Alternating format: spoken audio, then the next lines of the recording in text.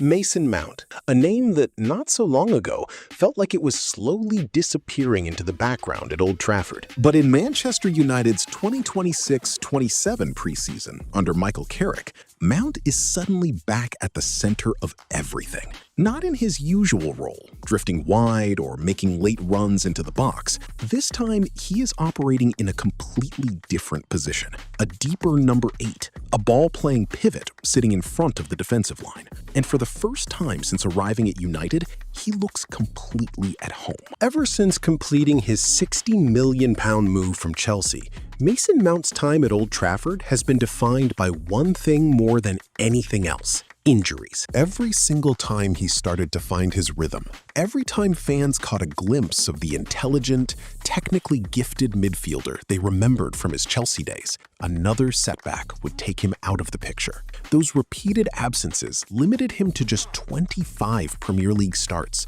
across multiple seasons, a painful return for a player who was supposed to become the heartbeat of United's midfield rebuild. The long spells on the treatment table did not just slow his development, they also handed his critics the ammunition they needed. Many were quick to call him a failed signing, arguing he simply did not fit the demands of a Manchester United midfield. And with Bruno Fernandes firmly owning the number 10 role, Mount had nowhere clear to play, even when fully fit. A player of his quality stuck on the bench with no defined position to call his own. Then came the 5-0 preseason win over Rosenborg, and everything looked different. Instead of being pushed into advanced areas or used as an attacking number 10, Carrick handed Mount a new brief entirely: deep-lying playmaker. Operating just ahead of the back four, Mount was given the license to collect the ball directly from the center backs, control the tempo, and drive United's build-up play from a much deeper starting position.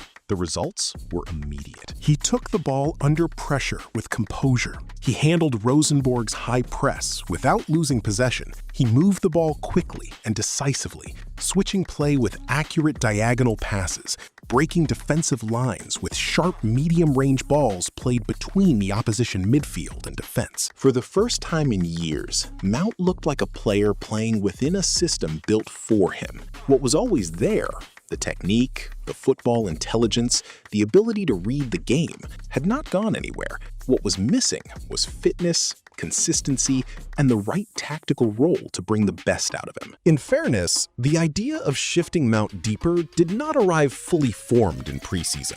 The first signs appeared toward the end of last season, when Carrick started him in a holding midfield role against Sunderland and Brighton, playing in the position Casemiro had previously occupied. Mount is not a traditional destroyer. He is not going to dominate physically in the middle of the park the way a classic defensive midfielder does. But that is not what Carrick's system requires from that position. He does not want a player who simply sits, screens, and tackles. He wants a midfielder who can control the tempo, recycle possession quickly under pressure, and make smart decisions in tight central areas. Mount fits that profile almost exactly. One of the most encouraging things to emerge from United's preseason has been the midfield partnership between Mount and new signing Andre Santos. Their qualities complement each other in almost every department. Santos provides the defensive foundation, relentless pressing, aggressive ball winning, strong defensive positioning, and the physical presence to protect the back four when the team is out of possession. Mount operates as the technical brain alongside him.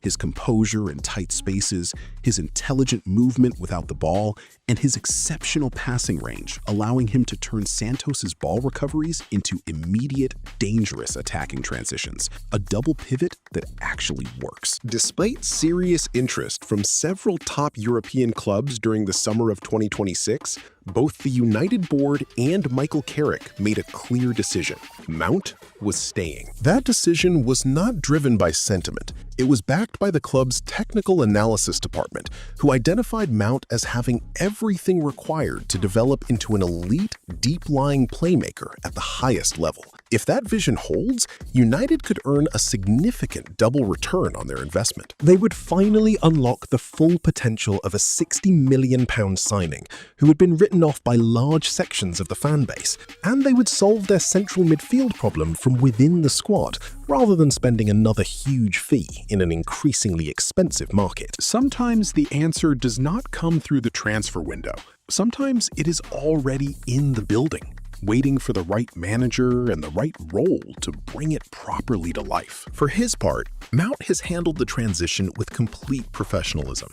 There has been no sign of frustration about being moved away from the advanced positions he made his name in, no public complaints about taking on a less glamorous role in the team. Instead, he has embraced the new brief with humility and total commitment, willing to drop deeper, adapt his movement, and prioritize the team's structure over his own personal numbers. His impact has gone beyond what he offers with the ball at his feet. In the second half of the Rosenborg match, Carrick handed him the captain's armband, and Mount wore it like someone who had been waiting for that responsibility. He was constantly talking, directing traffic, organizing the defensive shape behind him, communicating with younger teammates, and giving them the confidence to receive the ball in tight situations. Mount has spoken before about leading through actions rather than words, about setting standards on the training pitch, and making sure younger players feel settled, both in the dressing room and on the pitch. That mentality is exactly why Carrick has placed so much trust in him.